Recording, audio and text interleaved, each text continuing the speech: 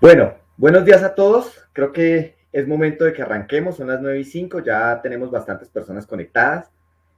Primero, gracias por participar de este lanzamiento espectacular de nuestro HOSOF, que lo hicimos ya hace una semana larga, y ya por estar participando, los que han participado tienen la oportunidad de participar de todos nuestros talleres. Ya hoy es nuestro quinto taller de HOSOF, que han estado todos espectaculares, y creo que hemos venido encontrando realmente por qué este software es importante para el diseño con geosintéticos, por qué nos facilita, y ese concepto tan interesante de que el GeoSoft es eficiente, amigable, confiable, creo que queda más claro que nunca a lo largo de estas presentaciones. Yo estaba ahora viendo el chat y tenemos, bueno, gente obviamente de toda Latinoamérica. Saludos a todos en México, Centroamérica, Perú, Colombia, Venezuela, Ecuador, el Cono Sur, Chile, Argentina, en fin, desde todas partes donde se están conectados. De verdad, bienvenidos, sociedades de otras partes del mundo. Bueno, ahí cuéntenos desde dónde más nos están saludando. Yo veo que hay mucha inquietud sobre los talleres anteriores, gente que se pudo conectar o no. Les respondo, la respuesta es sí, los van a poder ver, quedan colgados en nuestro canal de YouTube, como ya les confirmaba Carolina Álvarez. La forma de acceder, y Caro Álvarez, te agradezco si les puedes refrescar la página web de Geosoft ahí en el chat, para que el que quiera pueda entrar, y hay una opción donde dice ver cursos o ver talleres, no lo recuerdo, y ustedes van a poder ver los talleres anteriores si alguno se lo perdió, o si de pronto no pueden asistir a los talleres próximos, van a poder refrescar ahí, ¿vale? Entonces, toda la información va a estar en línea, va a estar disponible. Queremos que todo el mundo se vuelva un experto en soluciones con geosintéticos, y que conozca cómo manejar este software, y que pueda descargar además este manual de diseño. Hoy vamos a hablar de un tema absolutamente interesante, absolutamente importante y trascendente en el mundo de los geosintéticos, como es el tema de impermeabilización. Y es que, bueno, perdón, me presento, mi nombre es Carlos Moreno, yo soy el gerente para la Regional Centro de Geosintéticos en Colombia. Yo les cuento que llevo ya 15 años en el mundo de los geosintéticos. He tenido la fortuna de participar en una gran cantidad de proyectos a nivel regional de diseño de infraestructura con geosintéticos, y soy un convencido de que definitivamente esta tecnología va a tener un impacto importantísimo en los próximos años, más cuando la humanidad se está enfrentando a temas tan críticos como el cambio climático, que tiene que cambiar la concepción de uno como construimos normalmente, ¿no es cierto? Tenemos que reducir el impacto ambiental que hacemos con nuestras soluciones tradicionales, el estar cortando canteras, el estar explotando material pétreo para llevarlo a construir vías, pero además porque hay desafíos como el manejo del agua. Y, y creo que ese es uno tal vez de los más críticos, porque, a ver, los niveles del mar están subiendo, ¿no es cierto? Cada día tenemos eventos lluviosos más complejos, y si algo tenemos que adaptarnos los ingenieros hacia el futuro, es en aprender a darle un manejo adecuado al agua. Y ahí los geosintéticos van a tener un impacto importante. Pero bueno, retomando y enfocándonos de lo que estábamos hablando, hoy vamos a hablar de algo que se llama impermeabilización. Y la impermeabilización, pues, es tal vez uno de los elementos más comunes, de los elementos más importantes que nosotros tenemos siempre que hablamos en el mundo de la ingeniería civil. Nosotros necesitamos permeabilizar muchas cosas. Y de entrada quiero aclarar algo. Aquí tal vez hoy no vamos a hablar en este mundo de las geomembranas, de lo que hablaremos, y del GEOSOP. No nos vamos a meter, por ejemplo, en impermeabilización de cubiertas o de piscinas o de sótanos, que digamos es otro campo, es otro tipo de membranas. Hoy vamos a hablar un poco más de otras aplicaciones relacionadas con el sector ambiental, minero, obviamente de infraestructura, donde la geomembrana tiene una aplicación absolutamente transversal a todo lo que hacemos.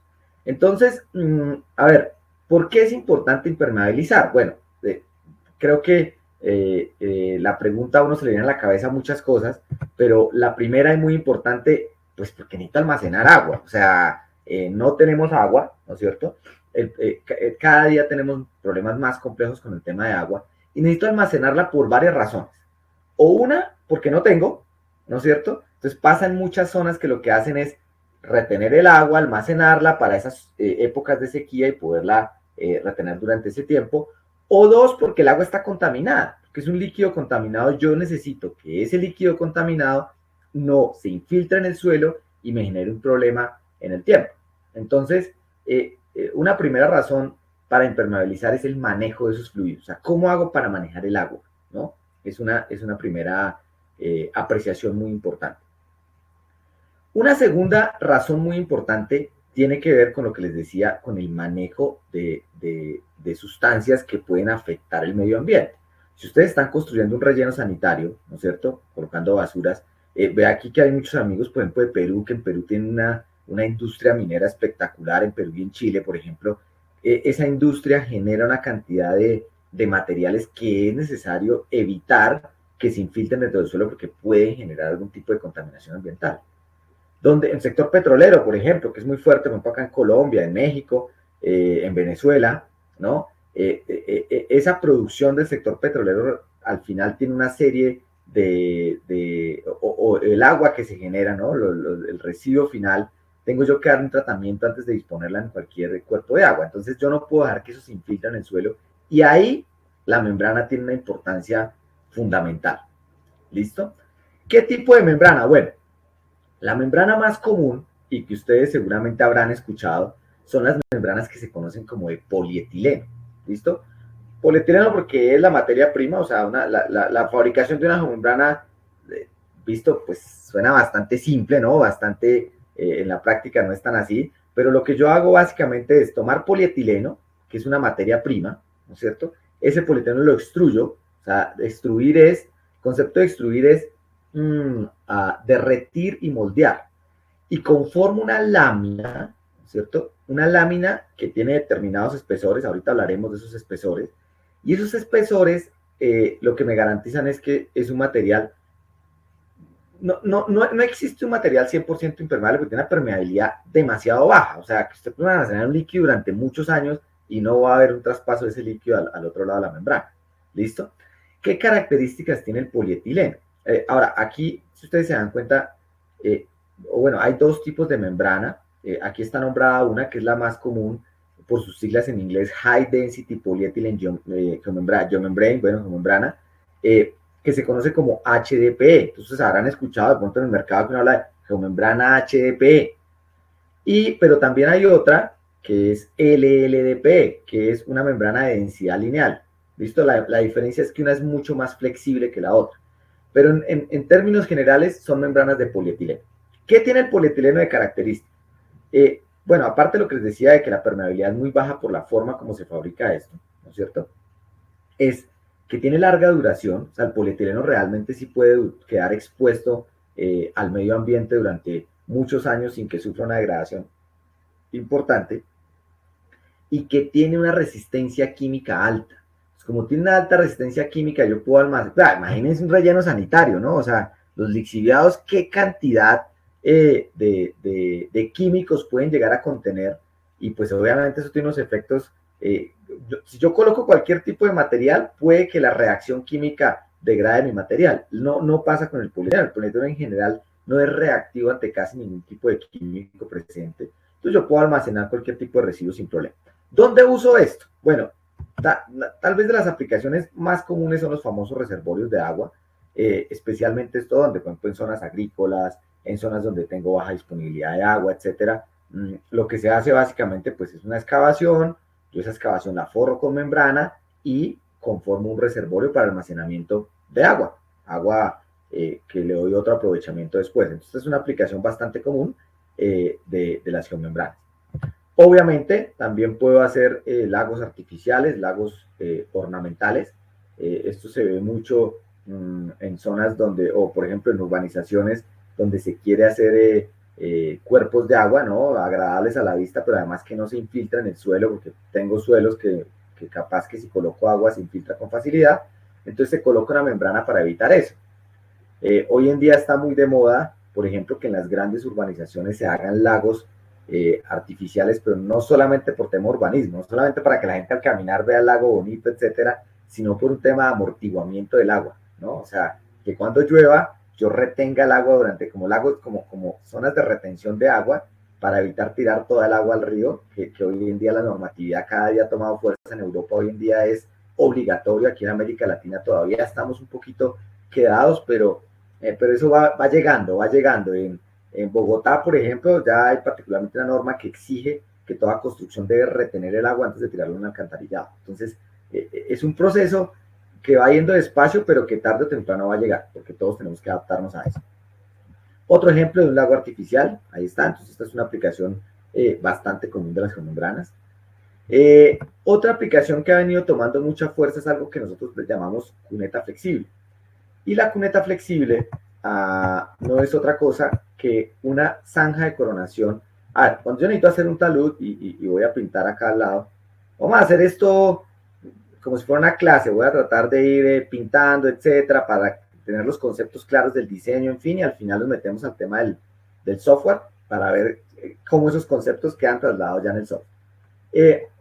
Yo tengo, por ejemplo, que cortar un talud. Entonces, cuando yo corto un talud, que normalmente lo hago en terrazas, yo casi siempre le hago algún tipo de sistema de control de erosión de las aguas superficiales, que son algunas zanjas. Esto se conoce como zanjas de coronación. No sé, bueno, en otros países puede que tengan otro nombre, pero es muy común en el mundo de la geotecnia que lo llamemos zanjas de coronación. Estas zanjas de coronación históricamente se han hecho en concreto, digamos que es la tradición, es el material que conocemos, pero hacerlas en concreto pues es un poquito complejo por dos razones. Una, porque cuestan plata, o sea, el concreto no es barato. Segundo, subir los materiales hasta allá pues es todo un desafío. O sea, miren, aquí está la zanja de coronación. Ay, ¿qué se me hizo esto? Acá está la zanja de coronación, mira. Entonces, subir materiales hasta allá tiene un costo importante, ¿no es cierto? A cemento, arena, grava, o fabricar el concreto abajo y bombearlo hasta arriba. Eso tiene sus implicaciones, me toca formaletear, en fin. Y si encima el terreno medio se mueve un poquito, como es un elemento muy rígido, creo que todos lo hemos visto, todos los que hemos trabajado en minería, infraestructura vial, que las zanjas de coronación de los taludes con el tiempo se terminan fracturando, rompiendo, en fin. Entonces una alternativa que ha tomado mucha fuerza en los últimos años es hacer esas zanjas de coronación en geomembrana. Entonces yo simplemente abro la zanja, la forro en geomembrana y logro un sistema que es impermeable, que es barato y que es flexible y lo puedo construir mucho más rápido. ¿Listo? Si yo quiero que esas zanjas incluso sean verdes, después se pueden forrar con sacos, con mantos de control de erosión y me quedan unas zanjas además vegetadas, lo cual se integra muy bien con el medio ambiente. ¿Dónde más? Por supuesto en los rellenos sanitarios. O sea, que esta es una de las aplicaciones más comunes. Cuando yo hago rellenos sanitarios, pues claramente, ¿qué estoy haciendo? Estoy llevando toda la basura de las grandes ciudades y la estoy colocando en un relleno sanitario, ¿no es cierto? Y ese relleno sanitario, pues esa basura genera unos lixiviados, genera unos líquidos que son absolutamente contaminantes, ¿no es cierto? Y que yo no puedo dejar que se infiltren en el suelo porque ¿a dónde van a dar? Pues esos flujos subsuperficiales lo van a arrastrar y va a terminar en cuerpos de agua subterráneos o incluso cuerpos de agua superficiales, aguas abajo donde estoy haciendo el relleno sanitario. Esto es crítico y más cuando las basuras nuestras en América Latina, hace poco escuchaba a un profesor, un geotenista muy importante en Colombia que se llama Álvaro González, no sé si incluso reconocido en América Latina, y él contaba que cuando falló aquí en el relleno sanitario de Doña Juana, que es el relleno sanitario más importante de Bogotá, en algún momento tuvo una falla gigantesca. Hace muchos años tuvo una falla, una estabilidad, el talud de todo el relleno sanitario se deslizó. Y después de hacer toda la inspección de qué va a ocurrir, una de las conclusiones es que se generó demasiado gas. Y la razón por la que se generó demasiado gas es que nosotros en América Latina las basuras que nosotros producimos tienen demasiado contenido de materia orgánica. O sea, no somos buenos reciclando. Que en Europa hoy en día casi que separan todo lo que es materia orgánica para una cosa, todo lo que es reciclable para otra, y al final lo que queda en el relleno sanitario es muy poquito, casi nada. O sea, hoy en día casi que la basura es completamente circular en otras partes del mundo. Aquí todavía, desafortunadamente, no hay una cultura de reciclaje tan fuerte y los rellenos sanitarios llega demasiada materia orgánica. ¿Qué significa? Que se genera mucho gas, ¿no? Y eso fue la razón de ese gran deslizamiento, pero además se genera mucho lixiviado. Y obviamente tenemos que venir y forrar estas celdas que llaman, donde voy a contener la basura para evitar esa contaminación. Entonces ahí se utiliza un montón y tal vez no está acá, pero esto se parece mucho también a los sistemas, por ejemplo, o a lo que se hace normalmente en minería. Lo decía que nuestros amigos en Perú y en Chile, que tienen una minería, una industria minera pujante, espectacular, pues allá esto es bastante común también en el tema minería, y es que todos estos relaves, todos estos estériles que van quedando del proceso minero se van almacenando en grandes celdas también, donde lo que se busca es evitar que haya contaminación, que haya pérdidas de algún tipo de líquido. Esto también es muy común en el sector ambiental, y es que en el sector ambiental yo tengo normalmente, por ejemplo, lagunas de oxidación, y estas lagunas de oxidación lo que hacen es que el agua contaminada, vamos que ustedes tienen plantas de tratamiento en ciudades, entonces el agua sale de la ciudad, ¿no es cierto? El agua contaminada, y antes de arrojarla a los ríos, que era lo que se hacía antiguamente, ¿no? Entonces hace 100 años el agua se tiraba al río y terminamos acabando con todos los ríos, y creo que todas las grandes ciudades de América Latina tienen un río que está o que estuvo absolutamente contaminado. Ya hoy en día no se hace eso, lo que se hace es que yo debo, antes de tirar el agua a un río o a un cuerpo de agua, debo hacerle un tratamiento previo, y ese tratamiento previo implica lagunas de oxidación, lagunas de oxigenación, lagunas de, bueno, una cantidad de cosas, y esa agua, pues mientras no la haya tratado, yo no puedo dar que se filtre en el suelo, y ahí tiene una gran cantidad de aplicaciones el tema de la geomembrana. Acá hay un ejemplo, esto es en el norte de Colombia, esto es en Río Negro, en Antioquia, una industria muy importante, se llama Nacional de Chocolates, que fabrica alimentos en el país. ¿Dónde más la uso? En temas de piscinas de lodos, ¿no es cierto? Cuando yo necesito extraer, por ejemplo, petróleo, yo tengo una serie de lodos que se generan de ese petróleo que normalmente están contaminados por el proceso mismo de la perforación para extraer ese petróleo. Entonces yo tengo subsuelo contaminado con aceite, tengo desechos generados por la perforación, etcétera, y esos lodos yo tengo que disponerlos como si fuera un relleno sanitario, ¿no es cierto? Disponerlos, hacerles un tratamiento antes digamos que de hacer una disposición final. ¿Listo? Entonces, normalmente aquí se utiliza una membrana también para ese tipo de aplicaciones. Acá está algún ejemplo. Y de ahí para allá hay otra cantidad de aplicaciones, pues creería yo que ustedes seguramente también se habrán encontrado aplicaciones de mucho tipo de geomembranas. Bueno, acá, perdón, voy a ir contestando preguntas que me envían acá por el chat. Me dice aquí, nos pregunta Frey, ¿cómo se garantiza la fijación a largo plazo de estas zanjas sensibles y cómo se garantiza la durabilidad por el deterioro de la intemperie? Bueno, ¿cómo se garantiza la fijación a largo plazo? Claramente esto está muy relacionado con la instalación. Esto tiene unas zanjas de anclaje laterales que tienen que tener la profundidad adecuada y el relleno adecuado. Hay casos donde, se los cuento por experiencia, porque hemos tenido casos donde, por ejemplo, no se instalan esas zanjas de coronación, las zanjas laterales de anclaje no se instalan adecuadamente o son muy superficiales, viene algún tipo de erosión por la lluvia, la membrana queda en el aire y se puede arrastrar. Entonces es un problema que normalmente es complejo y que hay que, la clave está en una adecuada instalación, o sea, ahí es donde está la clave. La otra pregunta, ¿cómo se garantiza la durabilidad? Bueno, la durabilidad, estas membranas, digamos que el polietileno puede durar 15, 20 años expuesto sin que sufra ningún problema. ¿Qué puede dañar una zanja de coronación de esas? Por ejemplo, el paso de animales, de personas, el vandalismo, qué sé yo. Entonces, claro, si ustedes me dicen, no, es que tengo una zanja de coronación, pero aquí es un paso de fincas donde pasan animales, gente todos los días, entran y salen, les voy a decir, seamos sinceros, una cosa de membrana no le va a funcionar, póngale concreto. ¿Qué pasa? Que normalmente estas zanjas de coronación son en taludes, por allá cortes altísimos donde no circula nadie, entonces eso no tiende a ser un problema. Pero si esa es la condición, hay que ser claros en que puede que la membrana no sea la solución en ese caso. Bueno, les decía que hay otra cantidad de aplicaciones, ¿no? Entonces yo tengo, por ejemplo, los tanques piscícolas, la industria piscícola, camaronera, en fin, todos necesitan siempre tener un almacenamiento de agua, y ahí se utiliza muchísimo el tema de la geomembrana. Lo que les hablaba de los tanques de tormenta, que hoy en día está muy de moda, estos tanques para amortiguar el pico de lluvias, entonces yo tengo que forrar de alguna manera esos tanques para evitar pérdidas por infiltración de agua, sobre todo cuando le voy a dar reutilización, ¿no? Si yo quiero almacenar esa agua y luego utilizarla para sanitarios o para riego o para limpieza, entonces yo puedo almacenar el agua y luego dar una reutilización, entonces es ideal tener una membrana para evitar que se pierda el agua. ¿Listo?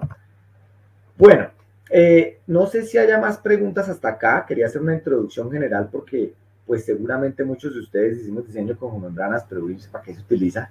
Entonces creo que este contexto nos sirve para entender un poquito dónde se utiliza, o sea, para qué sirve la geomembrana. Ya teniendo esto claro, lo que vamos a hacer es meternos ahora sí un poquito más en los conceptos del diseño para luego ir a nuestro software. ¿Qué vamos a hacer? Vamos a hablar de los conceptos del diseño. No vamos a desglosar las ecuaciones una por una porque pues desafortunadamente no nos daría el tiempo. Tendríamos que hacer una clase de toda una mañana. Pero vamos a explorar muy bien los conceptos de qué es lo que se diseña cuando uno diseña un sistema de impermeabilización con membrana. Luego hacemos un diseño en el software, ¿no? Que todos ojalá ya lo tengan descargado, listo para utilizar. Aprovecho para decirles, si alguien tiene algún problema para descargarlo, me gustaría, Caro Álvarez, si nos ayudas por favor a colocarles el correo de ingeniería. Si alguien tiene algún problema para descargarlo, escríbanos de inmediato, oiga, no lo puedo descargar, no lo puedo instalar, tengo cualquier problema, por favor no duden en hacerlo. Entonces, después hacemos un ejemplo de diseño en Microsoft y luego, al final, les hablo un poquito del proceso constructivo de las membranas porque es importante que ustedes tengan claros sus conceptos. Entonces, hablemos primero del diseño. Para poder diseñar este tipo de estructuras, yo necesito tener unas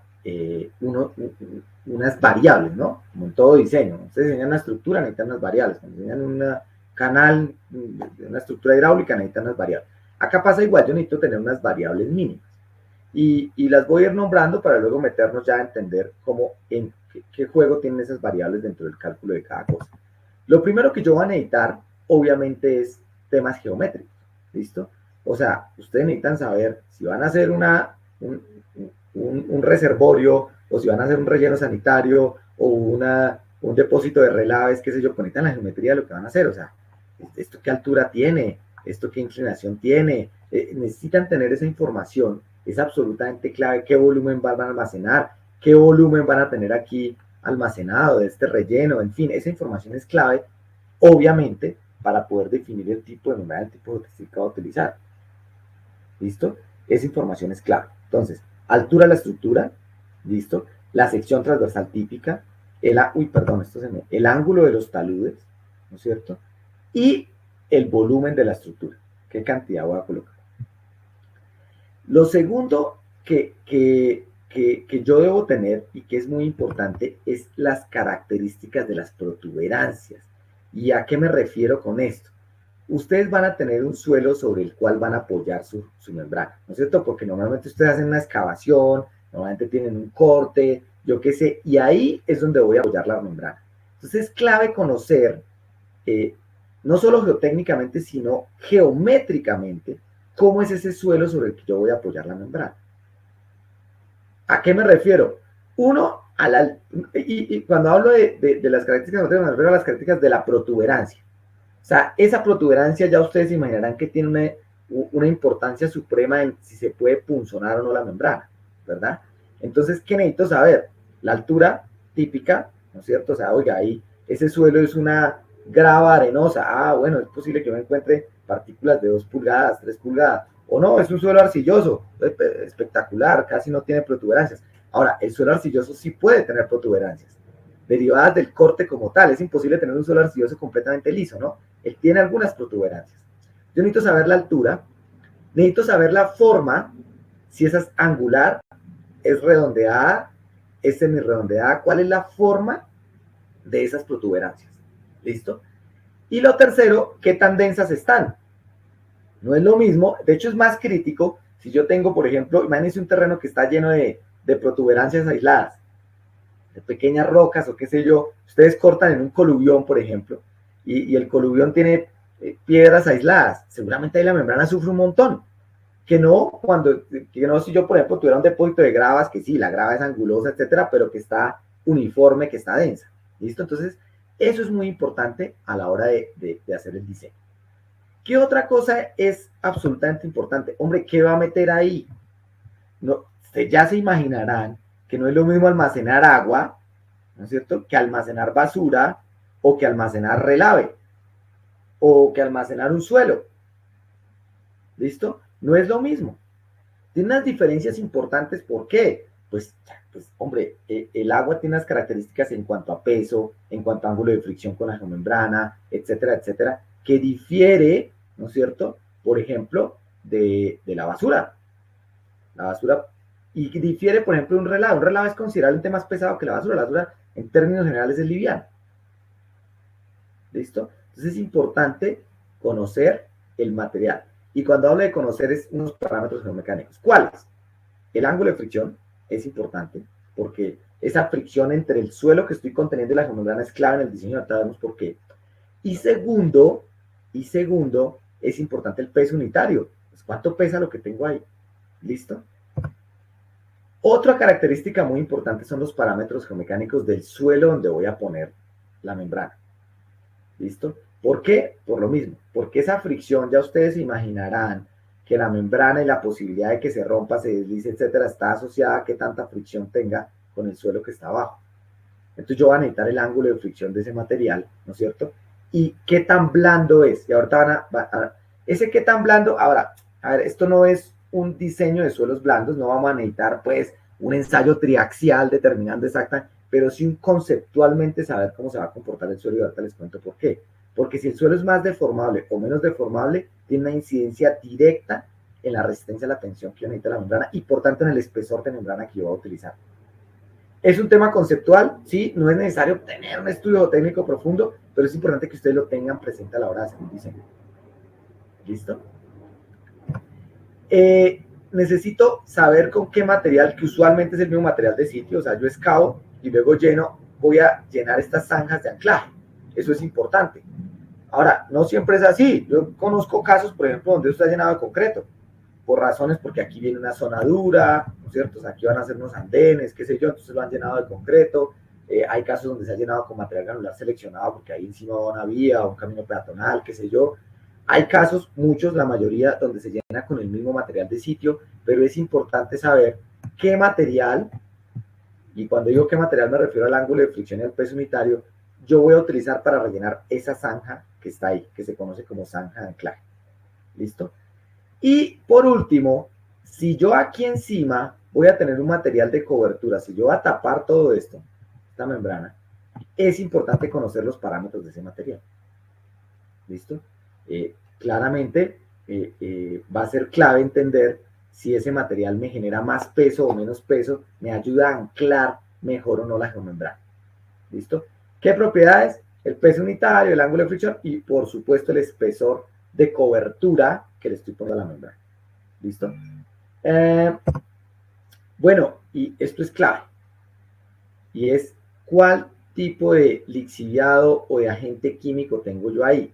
No es lo mismo si ustedes van a almacenar agua, lluvia, por ejemplo, cuya agresividad química es prácticamente nula, a si ustedes van a almacenar lixiviados de un relleno sanitario. Entonces, eso juega un papel preponderante a la hora de decidir qué tipo de membrana voy a utilizar, ¿no? Qué factores de seguridad voy a utilizar por el tema de degradación química, etcétera. Este es un factor también que es muy importante. Un factor que es muy importante y que tal vez no está nombrado acá, pero que ahorita lo veremos cuando ya nos metamos al software, es el proceso constructivo. ¿Listo?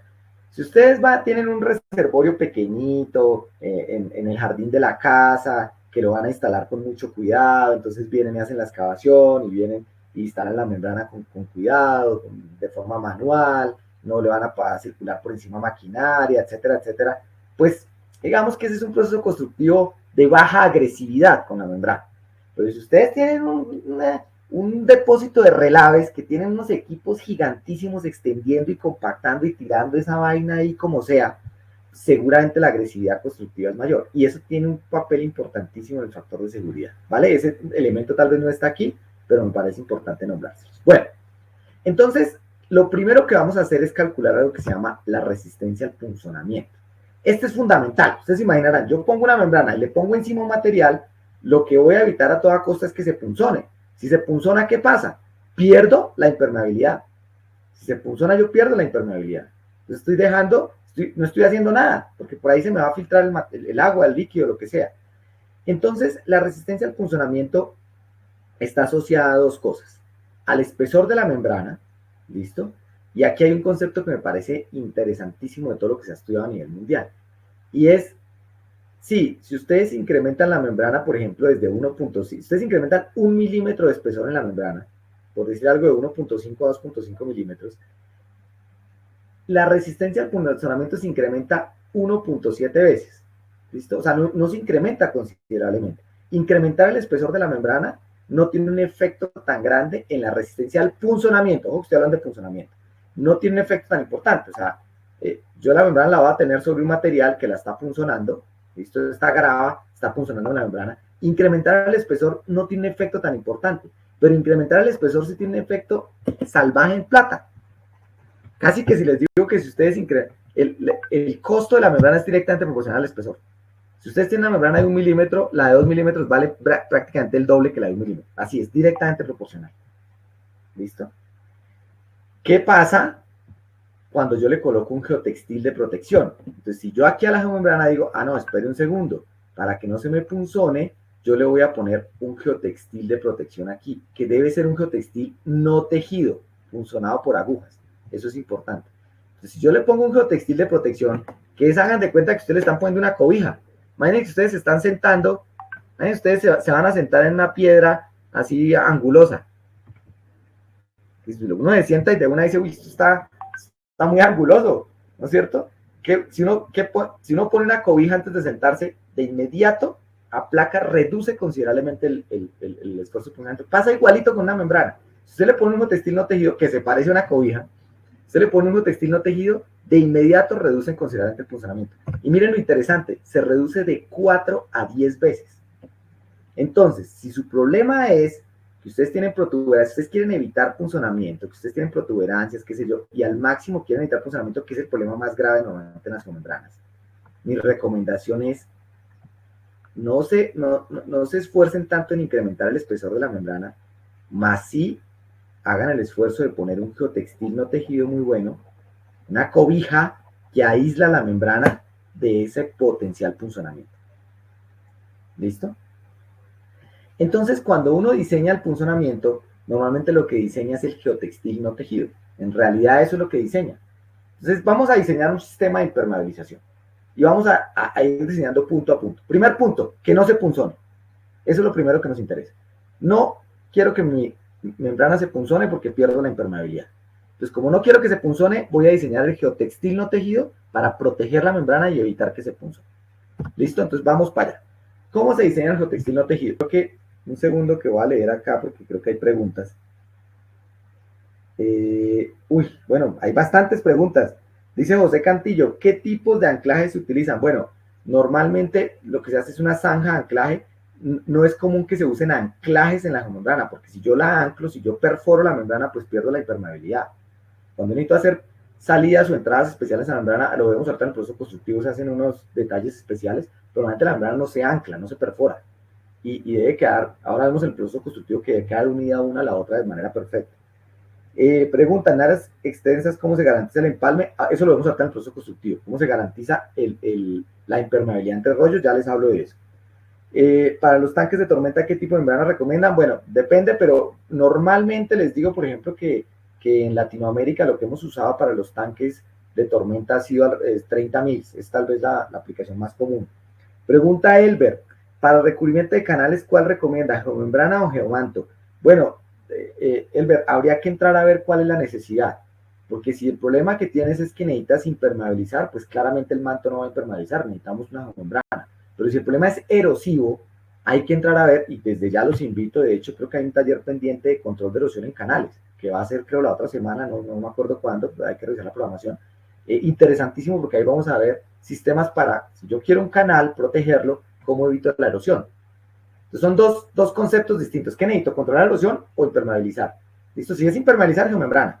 Que si encima tengo un flujo demasiado agresivo y tengo que protegerla encima con algo, bueno, ahí hay que entrar a ver una solución. ¿Se puede tener el espesor de la membrana utilizar con el software? Sí, para allá vamos. Eso es lo que estamos haciendo en este momento. Con un diseño de lixiviación con apilamiento de mineral mayor, sí, en el software lo puedes hacer sin ningún problema. Ya vamos para allá, Carlos. ¿Qué profundidad sería la zanja de anclaje? Eso se calcula. Ya vamos a ver cómo se calcula la profundidad de la zanja de anclaje. ¿Cómo se adhiere una con la otra? Ahorita les muestro cómo se adhiere en el proceso constructivo. Bueno, sigamos. Entonces, primera parte, vamos a ver el punzonamiento, que la membrana no se punzone, y para eso voy a diseñar un geotextil que evita que se punzone. Esto es un tema, y parto de ahí, casi que empírico. Entonces, Kerner, ¿no es cierto? Lo que se hizo fue hacer una cantidad de ensayos, muchísimos ensayos, ¿no es cierto? Por métodos donde lo que se iba haciendo era calculando un funcionamiento hidrostático en la norma, incluyéndole factores de reducción, y determinó que la presión admisible, ¿no es cierto?, que yo podía aplicar, estaba asociada a la masa por unidad de área del textil, o sea, que ahí sí, qué tan gruesa o no es la cobija que estoy colocando, lo cual es lógico, ¿no es cierto? Entonces, que la resistencia que yo iba a tener dependía de qué tan gruesa era esa cobijita que estoy poniendo ahí, y de una serie de factores que dependen, si ustedes se fijan, básicamente de la protuberancia. O sea, la altura de la protuberancia, ¿no es cierto? Voy a cambiar aquí el color de la pluma, la altura de la protuberancia, el factor de modificación. Ya ahorita vemos qué es eso, por forma, por empaquetamiento, por efecto de arco, por creep, o sea, una cantidad de factores de modificación y la altura de la protuberancia. ¿Y cuál más? ¿Qué tan grueso o no? ¿Qué tanta masa tiene esa cobija que le estoy poniendo ahí o no? ¿Listo?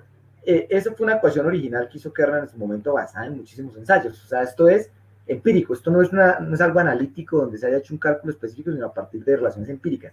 Eso hace que se le pongan unos factores de seguridad muy grandes. Entonces, digamos que los factores de seguridad que se utilizan, ¿qué le pasa a uno en la geotecnia? Aquí si hay geotecnistas seguramente sabrán que uno, pues, utiliza factores de seguridad, por ejemplo, para diseño de cimentaciones de 3. Y la razón es que hay muchas variables, mucha incertidumbre. Cuando uno tiene mucha incertidumbre, pues debe utilizar factores de seguridad robustos. Aquí pasa lo mismo. ¿Listo? ¿Qué pasó?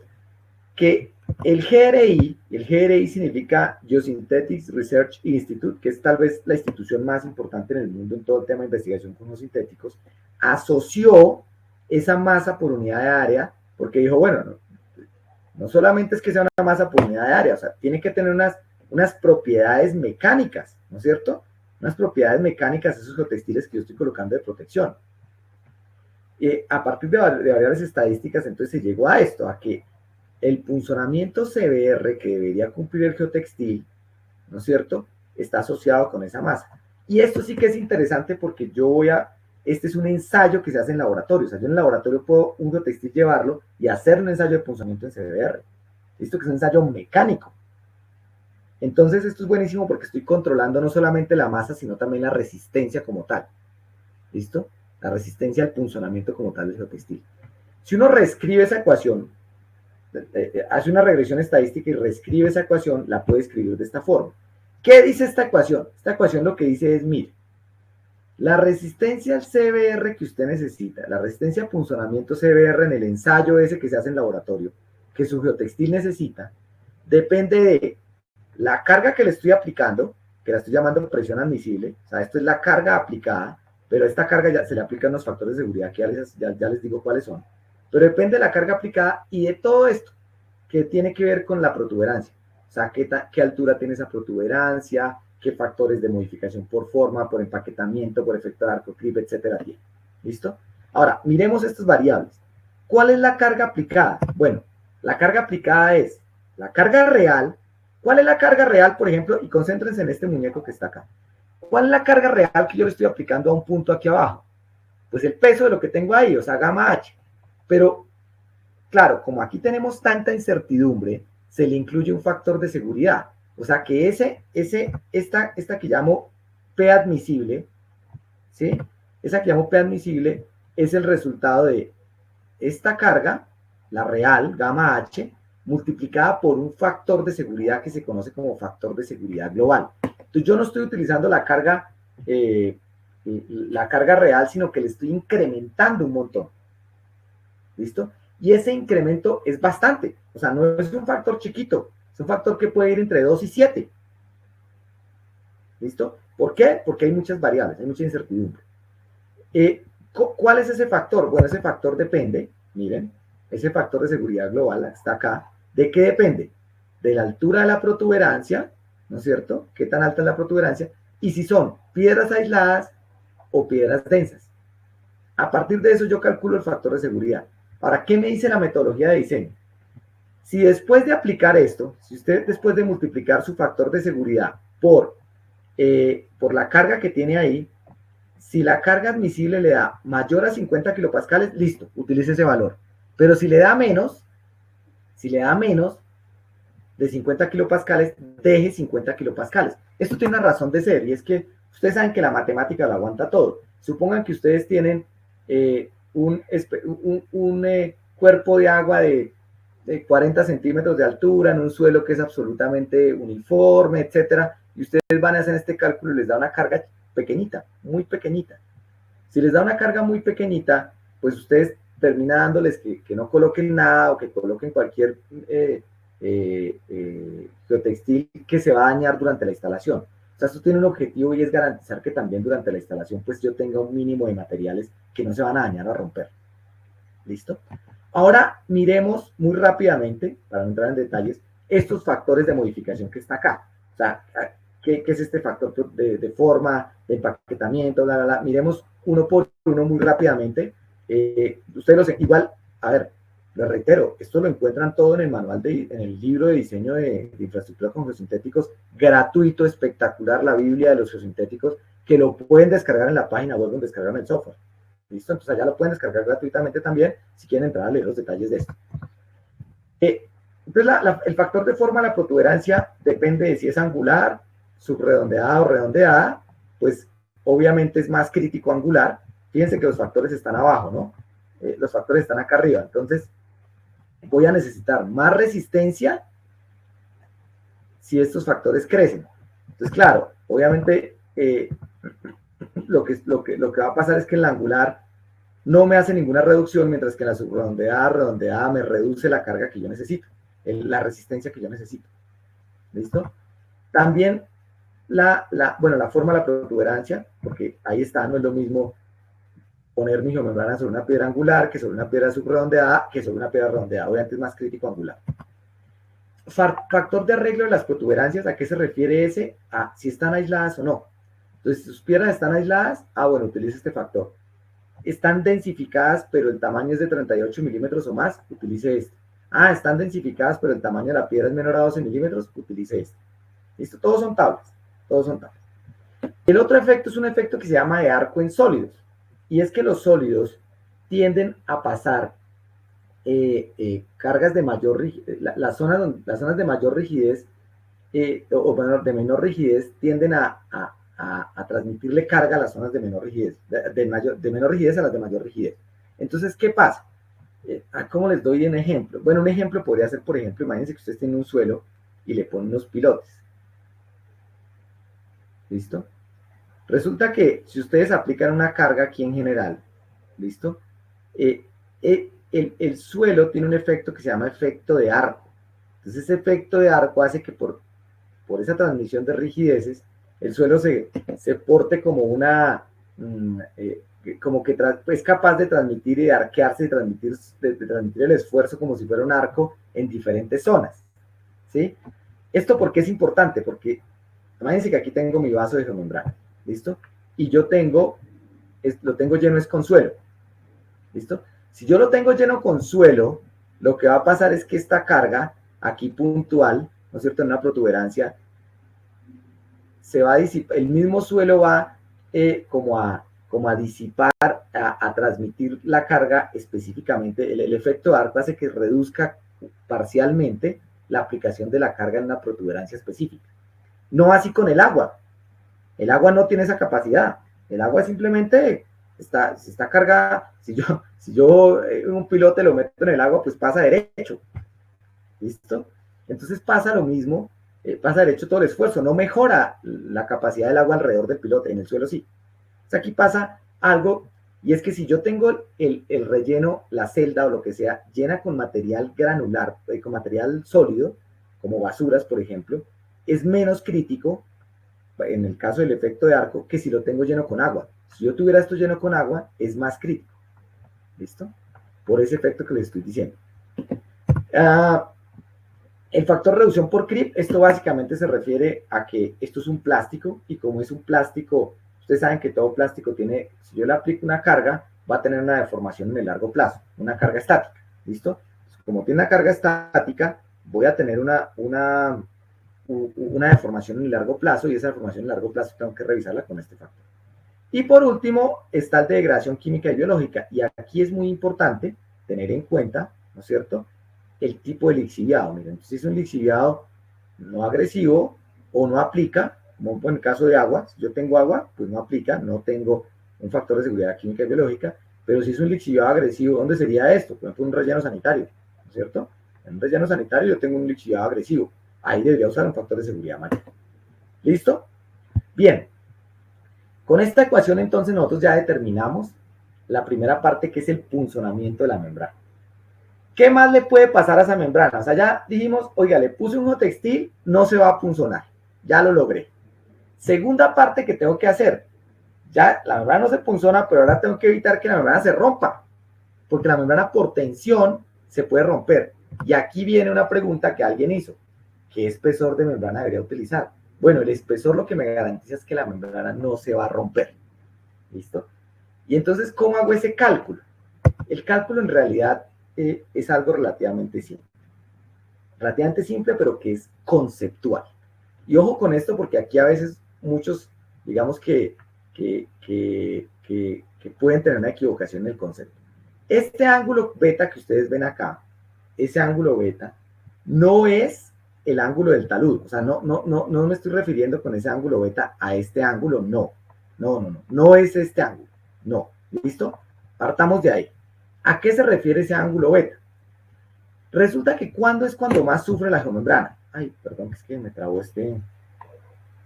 Voy a borrar aquí esto, ya. ¿Cuándo es cuando más sufre la geomembrana? Imagínense que ustedes hacen una excavación en el suelo, chiquita, una excavación pequeñita, del tamaño de una mano, y le ponen una bolsa porque quieren meterle agua ahí para que el agua no se salga de esa bolsa. O bueno, le quieren poner algo y que no se escape de la bolsa. En realidad la bolsa, cuando ustedes excavan y ponen la bolsa, pues que el talud de la excavación sea así, o sea así, o sea así, no tiene mayor incidencia sobre que la bolsa se rompa o no. En ese momento no pasa nada. ¿Listo?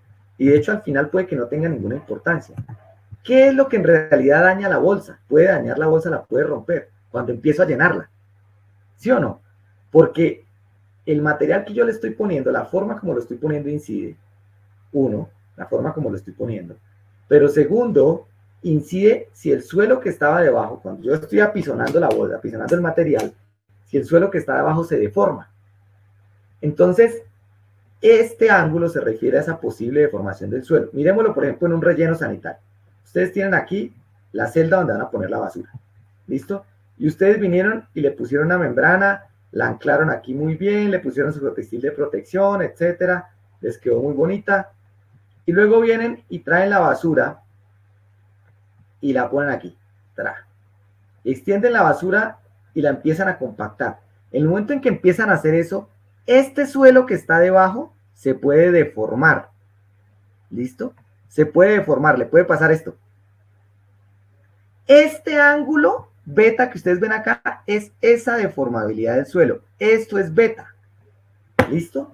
Esa posible deformabilidad, porque cuando se deforma en el momento que yo cargo, ahí es cuando tensiona la membrana. Y ahí es cuando se rompe la tensión. ¿Listo? Ese concepto es muy importante. Entonces, como ahí es cuando se rompe la membrana, la tensión, ¿no es cierto?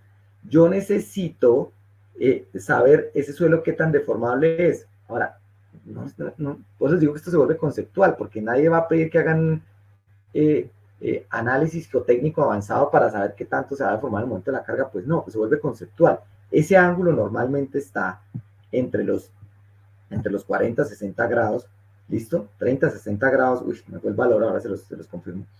Y uno, pues, lo hace a criterio. Si ustedes están colocando una membrana en un suelo que es relativamente blando, pues deberían castigarla mucho porque cuando ustedes la carguen, la membrana se va a tensionar por la deformación del suelo y ahí se va a romper.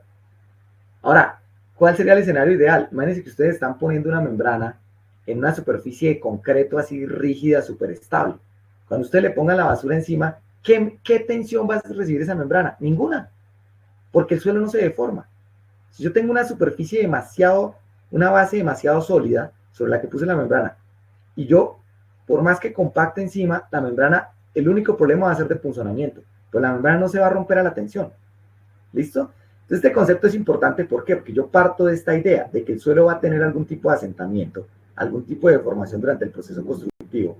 Independiente del talud, la inclinación del talud no tiene nada que ver, o sea, si el talud es parado, acostado, lo que tiene que ver es que en el momento que yo cargue, qué tanto se me va a deformar el suelo. ¿Listo? Puede que la condición más crítica incluso sea una condición horizontal. Yo tenga una zona plana que le puse una membrana y en el momento en que cargué se deformó, tensionó la membrana y se rompió. ¿Listo? Entonces, perdón, voy a borrar aquí esto. Se me dañó el... No sé qué se me hizo. Entonces yo aquí hago un equilibrio de fuerzas. Ya el resto es simple. ¿Por qué? Porque el equilibrio de fuerzas, ¿en qué consiste? A ver, yo tengo... Perdón, quiten el muñeco si no se me pierden todos. Yo tengo una tensión que genero en la membrana, que lo ideal es que la máxima que yo genere sea la que resiste la membrana. O sea, la condición crítica de falla, ¿cuál sería? Cuando esta tensión T es la de falla de la membrana. ¿Sí o no? Esa sería mi condición crítica. O sea, ahí ya apague y vámonos, porque llegué a una carga tal que hice fallar la membrana. Entonces yo hago el cálculo para la condición crítica. Asumo que la tensión que estoy aplicando acá es la de falla de la membrana. ¿Cómo se calcula la tensión máxima de la falla de la membrana? El esfuerzo admisible de una geomembrana, el esfuerzo admisible del polietileno, multiplicado por el espesor de la geomembrana. Aquí empieza a aparecer el espesor. ¿Listo? Yo aquí hago una sumatoria de fuerzas en X. Esta tensión que tiene una componente en X y una componente en Y. ¿Sí? Entonces, esta componente en X está jalando hacia este lado, está tratando de romper la membrana, ¿verdad? ¿Y quién me está ayudando a resistirla? A que no pase eso. Las fuerzas que yo pueda tener acá. ¿Listo? ¿Qué es esto que ustedes ven acá? Entonces, ¿qué tengo acá? Una fuerza tratando de llevarse estos para acá, una resistencia a la membrana como tal. Y aquí, ¿quién ayuda a que eso no pase? Las fuerzas de fricción que se generan tanto arriba como abajo, que dependerán del suelo de cobertura, de la carga normal, qué sé yo. Estos esfuerzos que generan acá, ¿no es cierto? Son los que evitan eso. Si yo pongo eso, y no van, por eso digo que aquí no vamos a sacar ecuación por ecuación, pero si ustedes hacen ese ejercicio con calma y con detalle, llegan a esta ecuación. ¿Qué dice esta ecuación? Hombre, el espesor de geomembrana que usted necesita va a depender de el esfuerzo admisible de la membrana, que normalmente para el polietileno son 15.000 kilopascales, o sea, este es un valor estándar, el polietileno resiste 15.000 kilopascales. Lo que pasa es que entre más espesor, pues más resistencia va a tener. Es como si yo les dijera, una varilla, el acero es de 60.000 PSI, ¿sí? El acero es de 60.000 PSI. Lo que resiste una varilla, ¿de qué va a depender? Pues del diámetro. Pasa lo mismo con la membrana. La resistencia al polietileno son 15.000 kilopascales. La resistencia que va a tener esa membrana, ¿de qué va a depender? Pues del espesor. Si hay una más de mayor espesor, pues más resistencia va a tener. Aquí pasa lo mismo. ¿Listo? Entonces, ese esfuerzo admisible, el esfuerzo aplicado por el material retenido, claro, porque el material retenido ayuda a la fricción, a que no se mueva, ¿no es cierto? El espesor, que es lo que estoy calculando, la fricción entre la fricción, ¿no es cierto? El ángulo de fricción entre los materiales y la geomembrana, claro, la fricción que pueda generarse acá es importante. ¿Listo? Por eso es importante tener los ángulos de fricción de los suelos, porque con base en ese yo calculo el ángulo de fricción suelo-geomembrana. Y esto que se conoce como la distancia de movilización. Y esta distancia de movilización es clave. ¿Por qué? Porque la distancia de movilización es la que me dice cuánto se mueve. Claro, si esto se mueve un poquito, o sea, en el momento en que yo cargue, y perdón, borro todo esto porque si no, en el momento en que yo cargue, aquí venga y aplique el peso, ¿no es cierto?, de la basura, de lo que sea, esto se tensiona, ¿cuánto se alcanza a mover la membrana? Y esto, miren que aquí tiene mucha relevancia que ustedes cuando instalen una membrana, y es un consejo, nunca la dejen tensionadísima. Cuando están en un relleno sanitario, en un reservorio, déjenla un poquito suelta. ¿Listo? Porque esta distancia de movilización tiene mucho que ver que si se mueve un poquito, libera esfuerzos.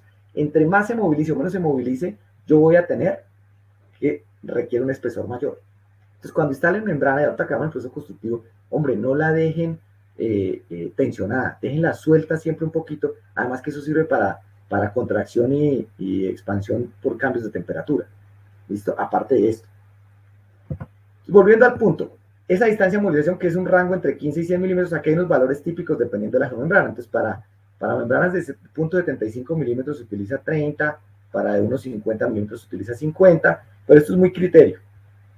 Esto es muy común, yo he visto que la mayoría de veces se usa 30, 40, 50 milímetros. ¿Listo? Ah, bueno, y se me olvidó la primera variable, el beta, el famoso ángulo de asentamiento, que era el que les decía que está entre 0 y 60 grados. Este ángulo, ¿no? Y cuando apliqué la carga y el suelo se deformó, ¿qué tanto se deformó? Entonces ustedes dirán, bueno, ¿y qué valor cojo? Señores, se vuelve criterioso. Pero claro, si ustedes están apoyados en una superficie espectacular, sobre un concreto, que va a tener cero deformación, seguramente les va a dar que no necesitan casi espesor, no se va a reventar. Si no se va a deformar, si no se va a tensionar, ¿listo? Pero si ustedes tienen un suelo blando, que pasa mucho, uno ve que, por ejemplo, en el sector petrolero, que por ahí hay unas preguntas del sector petrolero, te respondo preguntas. En el sector petrolero hacen la excavación por ahí donde pueden y ahí ponen la membrana. Si yo la voy a cargar con un lodo pesado, pues debo tener en cuenta la posibilidad de que, sobre todo en rellenos sanitarios, porque cuando yo lleno con agua, no estoy pasando equipos compactadores, donde es muy crítico esto, en rellenos sanitarios, en relaves, mis amigos de la minería, ustedes están extendiendo y compactando materiales, es crítico el tema de que si el suelo está blando abajo, yo procuro utilizar un esfuerzo, un ángulo de formación grande para tener en cuenta eso. ¿Listo? Bueno, y el último punto que vamos a revisar, lo último que vamos a calcular. Ah, bueno, respondo preguntas antes de ver el último punto. Me dice Evelyn, para contención de posibles derrames de petróleo, ¿qué espeso sería recomendable? Bueno, ahorita lo calculas en el software. Ahorita abrimos el software y vas a ver que te demoras 10 minutos. ¿Listo? Ahorita lo vemos. Pregunta de Adriana. Si la utilizo para impresionar superficialmente un relleno de mejoramiento de fundación metálica de equipo instalado a una profundidad de cimentación, supongo que se refiere al DF de 0, ¿la geomembrana sufriría daños? Realmente, digamos que el daño ahí, por lo que entiendo, es que tú vas a impermeabilizar un relleno donde luego vas a poner la fundación de un equipo. El mayor daño, en realidad, la posibilidad de daño es durante la construcción, o sea, cuando estés extendiendo y compactando ese relleno. ¿Qué te recomendaría? Como, pues por lo que entiendo, tienes una superficie bastante buena, o sea, el tema crítico no es de tensionamiento de la membrana, sino de punzonamiento. Yo te recomendaría un muy buen geotextil de protección, o tejido de protección, y que hagas el cálculo de punzonamiento que vimos ahorita, lo puedes hacer en el software, pero el problema crítico es durante la construcción, o sea, cuando extiendas y compactes la posibilidad de punzonamiento. Ya después en operación no creo que tenga ningún inconveniente. Bueno, miremos el diseño de la zanja de anclaje. Esto sí ya es un tema de equilibrio de fuerzas, lo muestro muy rápidamente y es, aquí sí tiene que ver el ángulo de inclinación. O sea, yo tengo una membrana que necesito que esté colgada, que no se vaya a deslizar en esta dirección, entonces hago un equilibrio de fuerzas. ¿Quiénes están alando la membrana? Pues la tensión de la membrana, ¿verdad? Yo tengo una tensión que me está generando una fuerza en esta dirección, tratando de mover la membrana hacia acá. ¿Y quiénes evitan que se mueva? Pues la fricción en esta zona, ¿no es cierto? Aquí yo tengo también un equilibrio de fuerzas que es la presión activa del relleno de la zanja de anclaje, ¿no es cierto? Y la presión pasiva del suelo, del terreno natural, evitando que se mueva la membrana. Entonces, esto es un equilibrio de fuerzas, no voy a entrar al detalle, porque digamos que esto es casi que física básica, donde yo tengo de un lado unas tensiones que están tratando de mover la membrana en esta dirección, y de otro lado las fuerzas de fricción que se generan aquí, tanto por encima como por debajo de la membrana, y que van a depender de la carga normal y del ángulo de fricción suelo-membrana. ¿Listo? Acuérdense que la fuerza de fricción depende de dos factores, de la carga normal y del ángulo de fricción entre los dos cuerpos. No es lo mismo deslizar un papel mantequilla sobre una mesa que un papel lija sobre una mesa. Y no es lo mismo deslizar ese papel si está parado encima de alguien que pesa 10 kilos, un bebé, o si está parado encima de una persona de 120 kilos. Obviamente va a ser más difícil entre más carga normal yo tenga. Aquí pasa lo mismo. Entre más carga normal tenga, más fricción se va a generar acá, y entre mejor rugosidad haya entre membrana y material, pues mejor fricción se va a generar. No entro en detalle porque, pues digamos que esto es unos cálculos donde yo hago una sumatoria de fuerzas en X. De un lado tengo lo que está desestabilizando y de otro lo que me ayuda. ¿Listo? Ese es todo el misterio. Los invito, si quieren, de todas formas, a revisar el detalle en el manual de diseño. Básicamente, después de plantear eso, yo llego a una ecuación, que es esta, una ecuación bastante larga, pero miremos en términos generales qué me dice esa ecuación. Aquí está metido esto que llamo DAT, es la profundidad de la zanja de anclaje. Perdón, borro aquí esto. Es la profundidad de esta zanja de anclaje. ¿Listo? Entonces ese DAT Si ustedes se dan cuenta, está metido entre varias partes de la ecuación, o sea, hay que resolver esta ecuación. La buena noticia es que el software lo hace, no se preocupen. Listo, el software resuelve esta ecuación, donde básicamente yo tengo involucradas muchas variables, el ángulo del talud, la longitud del hombro, no es hombre sino hombro, ¿no es cierto? Esta longitud de desarrollo que tengo acá, esta longitud del hombro, ¿listo? El esfuerzo admisible de la membrana, el esfuerzo normal del suelo de cobertura que va a depender pues del espesor del suelo de cobertura que yo tenga, el ángulo de fricción de la membrana con el suelo de fundación, el ángulo de fricción de la membrana con el suelo de cobertura. Algunos me pueden preguntar, ¿cuánto es el ángulo de fricción entre una membrana y un suelo? Bueno, esto depende del ángulo de fricción del suelo, ¿listo? Oscilan entre un 60 o un 80% del ángulo de fricción del suelo. El ángulo de fricción suelo de membrana, ¿listo? Los coeficientes de presión activa y pasiva, porque pues aquí se generan unas presiones, miren, en la zanja de anclaje una presión favorable y una presión desfavorable. ¿Listo? Ay, perdón, esto era así. Y el ángulo de fricción del relleno de la zona de la zanja de anclaje tiene que ver con si me va a resistir o no. Voy a revisar si hay preguntas antes, si no, me gustaría que desarrolláramos un ejemplo en el software. A ver, creo que no hay preguntas. Bueno, no hay más preguntas. Hagamos un ejemplo. Vamos al software y hacemos esto. Mira, acá está la pregunta que me hacía, creo que era Evelyn. Pues listo, tú necesitas diseñar, pues lo diseñas, eso no te demoras nada. ¿Qué tengo? Tengo un reservorio de almacenamiento de agua. Yo defino que la distancia de movilización son 70 milímetros. ¿Listo? Que es una grava, el suelo de fundación sé que es una grava arenosa y que la altura de protuberancia, pues por ser una grava es 2 centímetros, 20 milímetros, que está densificada, que las formas son angulares. La zanja de anclaje la voy a hacer con el mismo material de excavación que defino, que tiene 19 kilómetros metro cúbico y un ángulo de fricción de 35 grados. No tiene cobertura. Esto pasa mucho en el sector petrolero, qué casualidad. Y entonces yo ya sé que esto es un reservorio de almacenamiento de agua, miren, que va a tener hasta 7 metros. Aquí voy a echar el agua, aquí no le coloqué ningún suelo de cobertura, lo dejé así. ¿Listo? Entonces, diseñemos esto, ¿vale? Para eso, creo que me toca, esperen un segundo, me toca dejarles de compartir la pantalla y volvérselas a compartir ya completas. Esperen un segundo. ¿Cómo es la cosa aquí? Pantalla completa ya. ¿Ya están viendo mi pantalla? Sí. Entonces voy a abrir mi Microsoft, acá.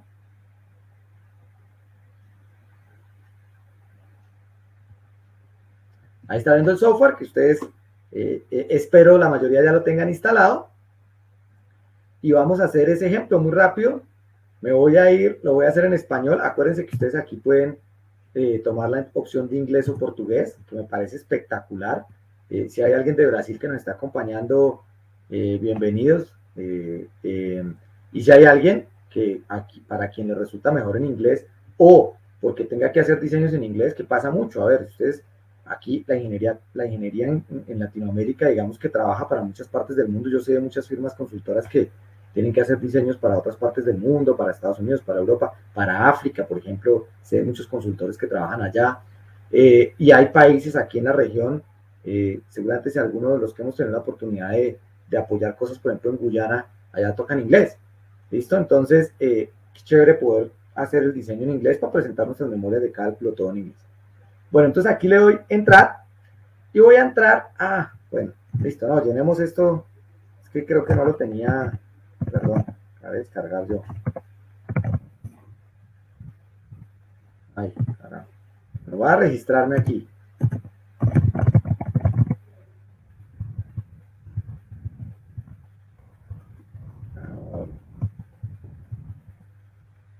Colocar aquí cualquiera. Mi teléfono, para que lo guarden de una vez. Que me quiera contactar en cualquier momento. Estoy en Colombia. En Bogotá.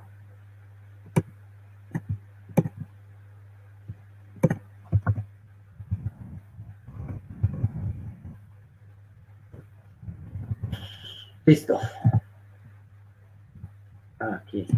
Listo.